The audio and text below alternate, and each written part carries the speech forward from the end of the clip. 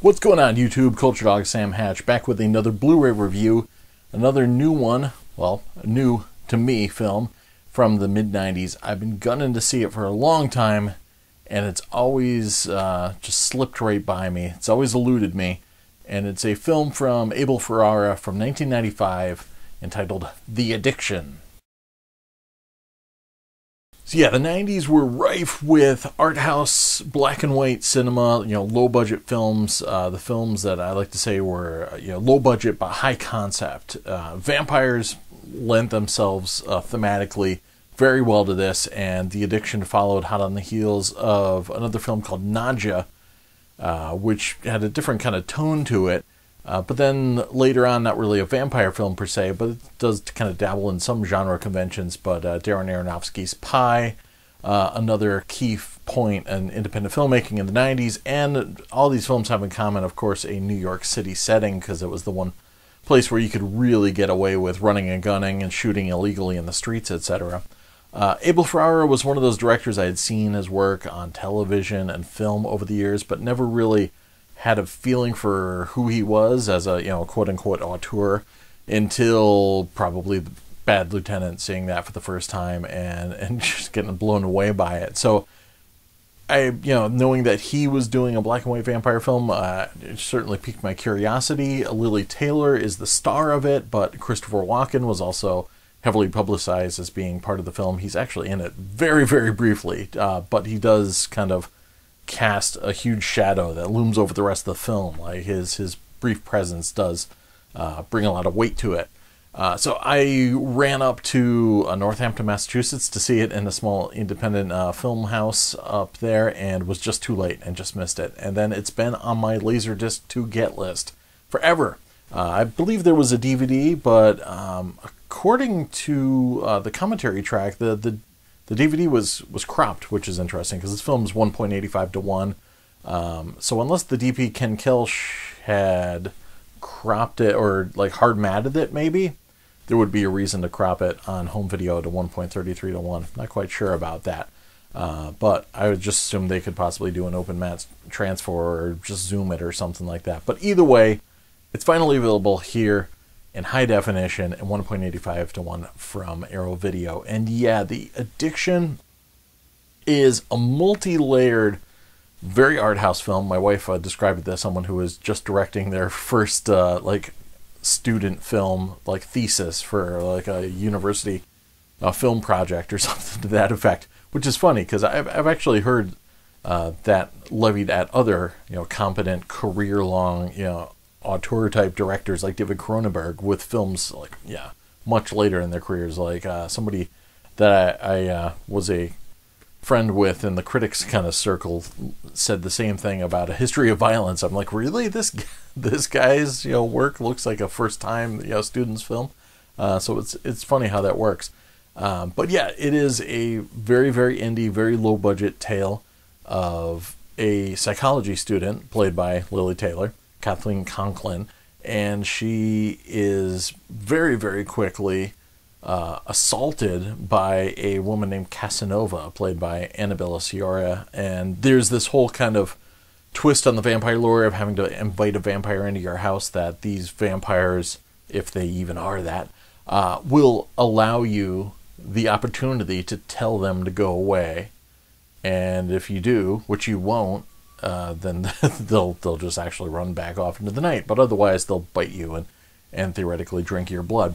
And then from that point on, it goes through a lot of the same kind of psychological and physical bits of turmoil that a vampire will encounter, especially a new one, with the body falling apart and dying on you, and then a newfound thirst for blood appearing. And then this film also dabbles in using vampirism as an allegory for heroin usage, and there's plenty of imagery of actually shooting up blood and trying to inject blood that's been stolen from junkies on the street and that sort of thing. And then between that kind of layered allegory about drug use and addiction to substances, and then obviously the overt imagery of being addicted to blood as a vampire, And then there's the whole kind of philosophical angle of it too, because as a student, Kathleen is studying like the My Lai massacre and the Holocaust and what had been going on in Bosnia at the time. So there was this whole other like addiction to violence and humanity's addiction to atrocity, etc. And then this whole kind of concept of her as a witness to all this and commenting on it, but yet feeling distant and as a whole kind of self that is not connected to all that. And then having this whole kind of vampiric experience throw that all into turmoil. So in some ways it makes her the best person for her job, because she starts experiencing the world through all sorts of different lenses, and including Christopher Walken's one. When he does show up, he's this kind of really fascinating character as a really ancient vampire who has been able to reorient himself back towards humanity and is apparently able to go to the bathroom again. And it's just, a kind of sprawling, languid tale of Kathleen as she's experiencing this new life and how it affects the people in her life. Paul Calderone, who spells his name incorrectly, strangely, but from Pulp Fiction fame, Kiss of Death, etc., is her professor. Catherine Irby from Law and Order Criminal Intent is one of her victims. Michael Imperioli, who apparently was dating Lili Taylor at the time, is also in there briefly.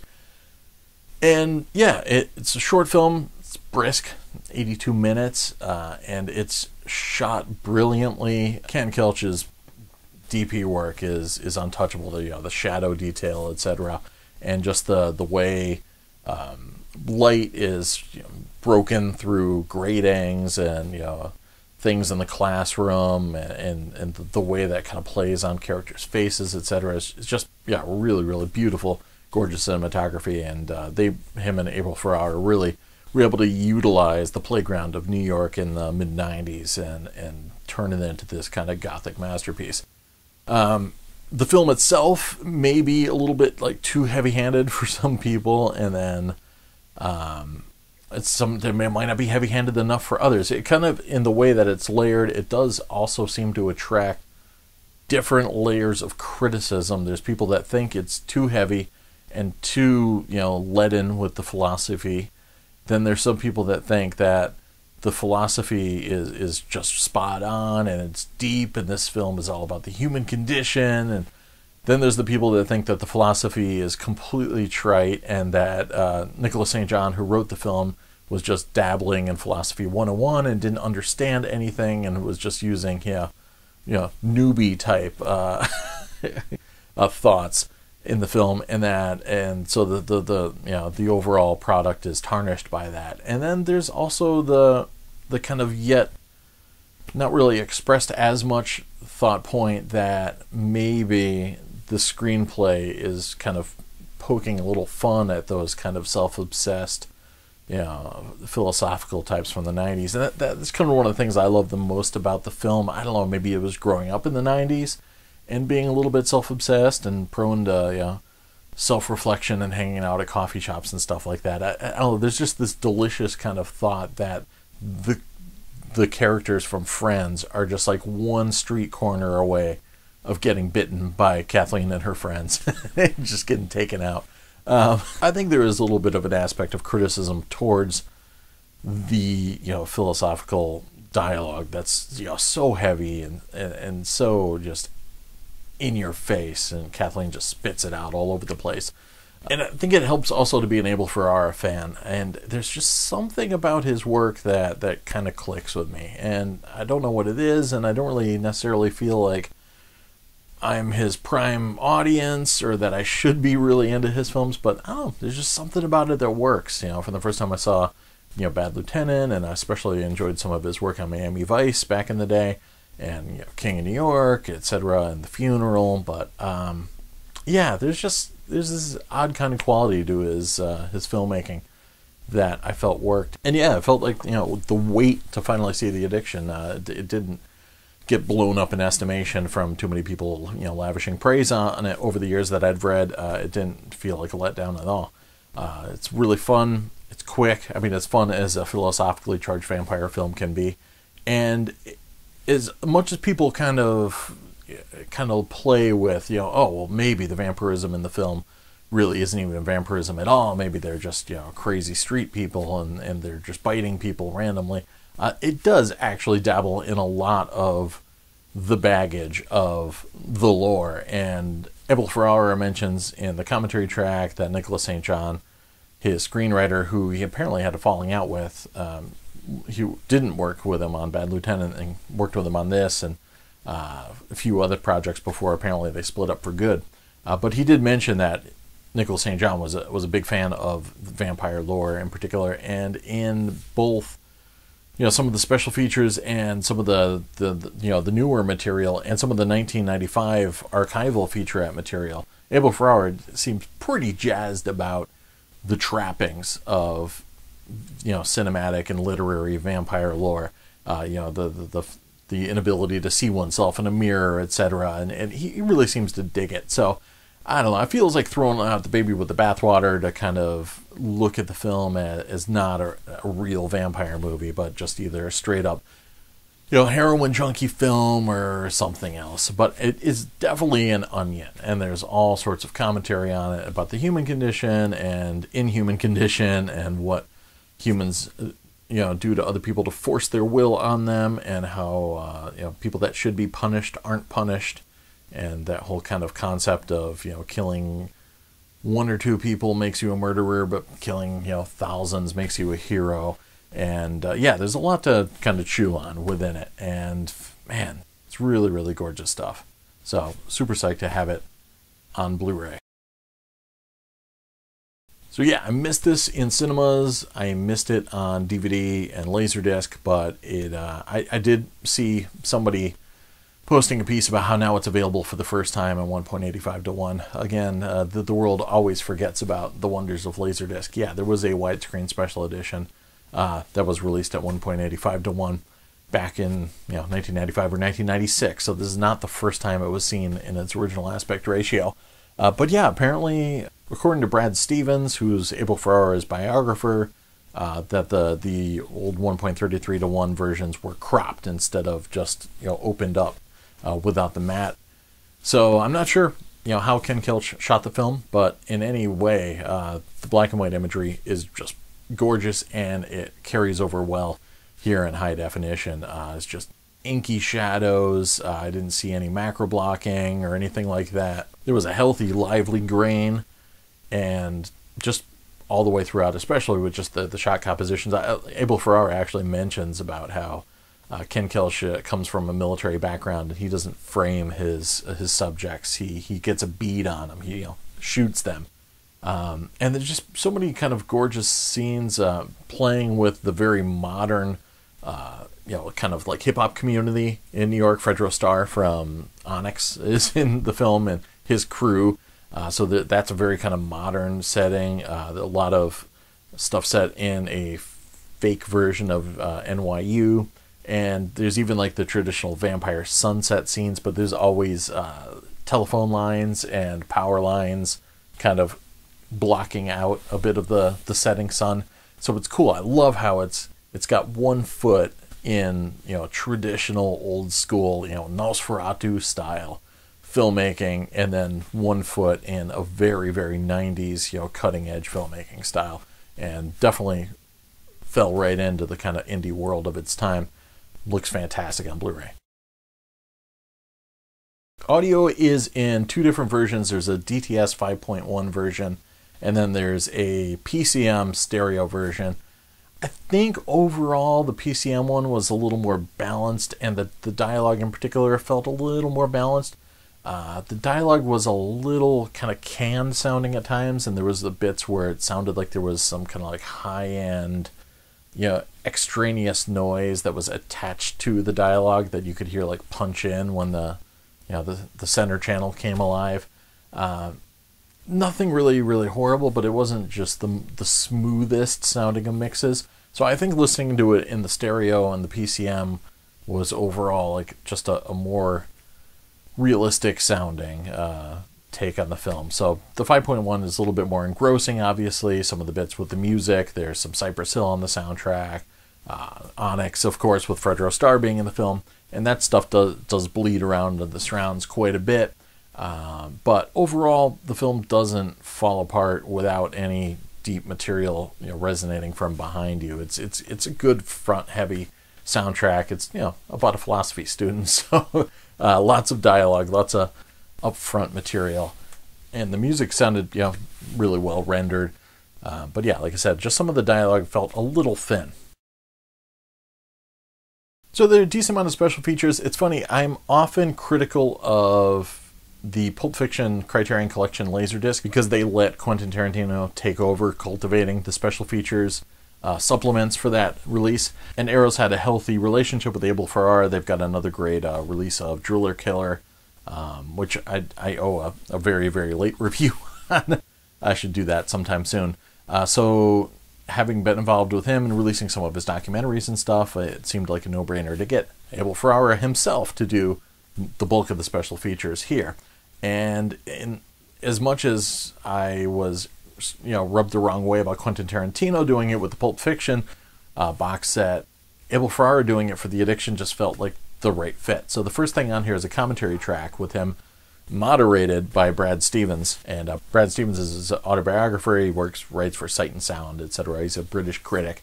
And he did The Moral Vision about the films of Abel Ferrara. And he tries a couple times to inject some questions. Very early on, he asks him about some of the extras, because there's these sprawling scenes in the East Village and scenes outside of NYU with like all sorts of people walking by in the distance. And he asked about who were extras and who were not. And Abel Ferrara's like, get out of here with these questions about, we just shot it, we stole it, what are you talking about? Oh, you're not going to ask these stupid questions. And he just tears him a new one. And there's a couple times he tries to kind of provoke some responses, but they end up kind of going in the opposite direction, because Abel Ferrara is just this weird powerhouse, this strange kind of force, and you never kind of know where he's going to blow at any moment. So not quite as out there as Hunter S. Thompson in terms of volatility at a moment's notice, but he's on the edge there. But the commentary is pretty fun. I mean, Abel Ferrara is like this character. He's got this like really interesting way of speaking, and he throws in a lot of ya digs and cool like hep cat phrases. I mean, stuff that's probably been part of his vernacular since the 70s.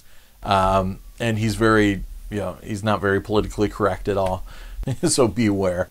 And the audio commentary almost seemed to be like a second off. It seemed maybe at times to be a little bit early, like he'd react to something that wasn't quite on screen yet, but not that far. I've seen way worse commentaries where there's like a 4-second gap or something to that effect. The second piece is a pretty decent documentary, about a half an hour, called Talking with the Vampires, which is Ken Kelch and Abel Ferrara going back to visit Christopher Walken and Joe D'Elia and, of course, Lili Taylor. And I didn't mention before just how amazing Lili Taylor is in this film. She just carries the entire thing and flips from kind of terrified mousy victim to just super self-sure and just in large and in charge vampire seductress. And there's just so many cool scenes with her just being the badass vampire, like neo-goth lady. And I forgot even to mention before too, there's a great scene where there's a graduation scene of hers that's kind of like the prototype, a philosophically laden prototype to the blood rave from Blade. So definitely like the standout moment of the film, but she just rocks it. And so much of the film is her kind of like kicking or dealing with withdrawal symptoms, and she has to act all that because the budget is just so low. So she has a lot to say in the documentary, and it's great. She's been thinking a lot about the concept of the film and what it means to her, as is Ken Kelch and Abel Ferrara. Abel Ferrara ends up grabbing a phone from somebody and turning the interview onto Ken Kelch for some point as they start arguing about the kind of more religious aspects of the film, which I didn't even mention before. That's like another layer of the onion. Nicholas St. John, of course, had problems with Bad Lieutenant being heretical because he's a strict Catholic, so there's definitely some Catholic imagery in here as well. So yeah, that gets brought up in there. And then the Christopher Walken stuff is great too. They just go out to his house and hang out with him for a while and talk about the addiction, but then talk about other things and possible, future projects together. And it's just, friends, hanging out together. And Abel Ferrara, seems to love to, argue with his friends, but at the same time he reveres them. Even Nicholas St. John, who is not part of this, is talked about like he's up on high. Like, he worships the guy, even though they apparently had a falling out.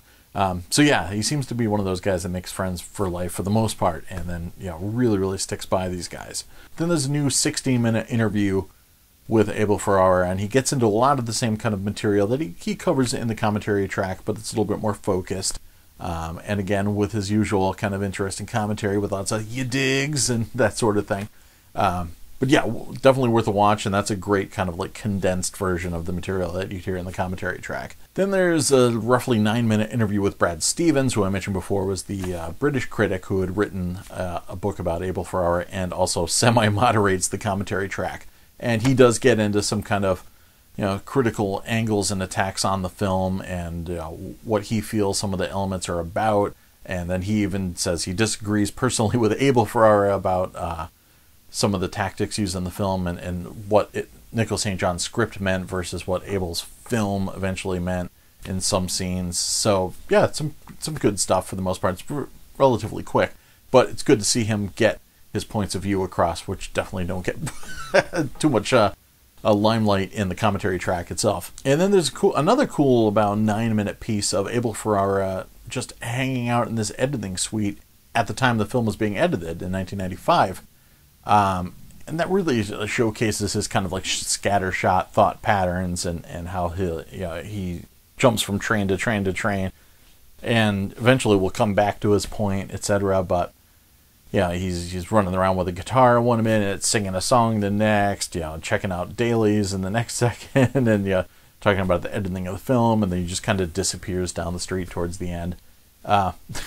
Cool stuff. Then there's an image gallery of behind-the-scenes shots, more black and white images, only about 17 of them, so it's pretty quickly, and it's mostly just them on the streets doing a couple takes. And then there's a quote-unquote trailer, which is more of like a teaser. It's only 36 seconds, and it's hilarious because it's definitely 90s, because it's just loaded with gunshots. Like, pretty much everyone's like, "Hey, you got an independent picture? It's a Tarantino picture! Bang, bang, bang!" Well, no, it's actually an art house film. Gunshots! Tarantino! Well, it's a black and white film. Tarantino, you say? Gunshots! Bang, bang, bang! Man. So yeah, so that's a little case in point of how independent cinema got away, kind of ran away down the tracks and became an enemy of itself a little bit. If I saw that trailer, I wouldn't really be expecting the kind of vampire picture I got, but would be expecting, like, I don't know, True Romance with a couple crosses and stuff. Yeah, so this is not a gunfight action cinema type piece at all. And the final production version will have the usual Arrow reversible artwork. Peter Strain does the newly commissioned artwork, which is pretty cool looking, actually. Sometimes I'm hit or miss with some of the newly commissioned stuff, but it's just it takes a really great image of Lili Taylor with a bit of a kind of cross image on her face from a film she's watching in class, and a little Christopher Walken on there, and yeah, it's pretty cool stuff. And then there's in the first pressing, there's an illustrated collector's booklet with new writing on the film by film critic Michael Ewens. Got just the right amount of extras, for a kind of small indie film like this. It's cool. It's just, you can tear through them all in a night or two. And the commentary track is fun and engaging, though there is that point where Abel Ferrara hasn't seen the film in a long time, and he is certainly a fan of his own work. And it does start to run a little quiet as he becomes fascinated with the film after not having seen it in probably years or maybe decades. So he, especially once Walken rolls in and he starts dropping all these cool lines about naked lunch, and about how all the authors that were writing about junkies and addictive personalities were actually writing about vampires, and they're tooling around in Julian Schnabel's apartment because he had loaned it to them for Christopher Walken's character's apartment. So once that point hits, like, Abel Ferrara goes quiet for some time because he's just fascinated by it.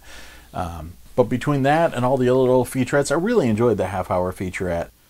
It reminded me a lot of the same kind of life on the streets of New York documentaries that they threw in as extras for Driller Killer. Just Abel hanging out with his buddies. Joe Dalia is doing some cool piano work, and who gets to hang out with Christopher Walken in, like, I don't know, looked like a guest house or something like that. And then Lili Taylor was really engaging and had some cool things to say. So even talked about things in her personal life outside of what's been going on in the acting world. Things that you wouldn't get if somebody else had been rolling in with a camera crew, but a real kind of family feel to the project. So I no longer regret that I guess I missed out on Laserdisc, though it would have been cool to have been able to watch the film in 1.85:1 over the years, and I'll probably still pick up a copy of it anyways. But if you liked Nadja, give this a shot. If you like other Abel Ferrara films, it's probably a gimme that you're going to dig this. And you can determine for yourself whether or not you're in love with the kind of philosophical ramblings of these characters, or if you think it's kind of poking fun at people that think they're a little too smart for the rest of the world. It's cool. It's kind of like no matter which way you approach this film, there's something interesting in there for you. I mean, I'm hoping. I really dug it, and the black and white cinematography is gorgeous, so definitely worth picking up on Blu-ray. So hopefully you guys had a good time hanging out with me talking about the addiction. And I definitely have an addiction to home video. Hopefully nobody tries to make me kick that. But in the meantime, I'm going to go back to binging on more Blu-rays and Laserdiscs. I got some new Laserdiscs that I picked up recently. A lot of Japanese discs, so I'm going to have to show those to you shortly. And some more Blu-ray videos coming. I got some a UHD review of Hostels I've been owing for a while, and I just got the Sartana box set from Arrow, so we can do some classic spaghetti western action, and who knows what else. All sorts of cool things coming up on the horizon. So thanks for hanging out, everybody, and cheers. Hope to talk to you below. Thanks for everyone who's been responding to all the recent videos. The feedback at the Last House on the Left review was really great, and it's cool talking to you guys again. I'll see you on the flip side. Peace. Hold on. I swear, this is not a violent criminal film. Does it have Walken in it? Yeah. Bang, bang. Tarantino. Walken.